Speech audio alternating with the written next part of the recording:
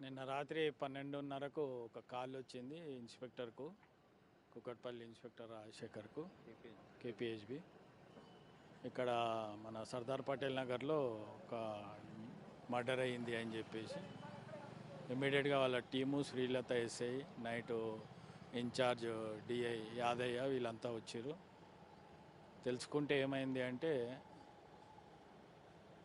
Accused పేరు వచ్చేసి అయ్యప్ప, అతనికి ప్లస్ వాచ్మెన్ కో బ్రదర్ ఉన్నాడు. కో బ్రదర్కు వాళ్ళ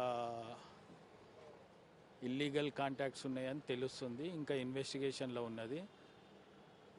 వాళ్ళ కోసం సెర్చ్ చేస్తున్నాము. వాళ్ళని పట్టుకొని వచ్చిన తర్వాత చర్యలు తీసుకుంటాం.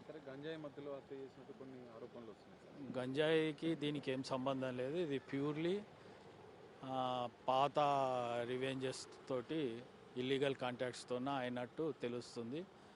వాళ్ళు ఏం తాగి కూడా లేరు, వీళ్ళు కూడా ఏం తాగి లేరు.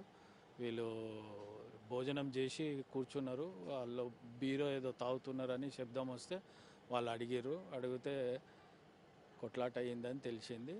మళ్ళీ మన ఇన్వెస్టిగేషన్లో ఏంటంటే ఇల్లీగల్ కాంటాక్ట్స్ ఉన్నాయి అని తెలుస్తుంది.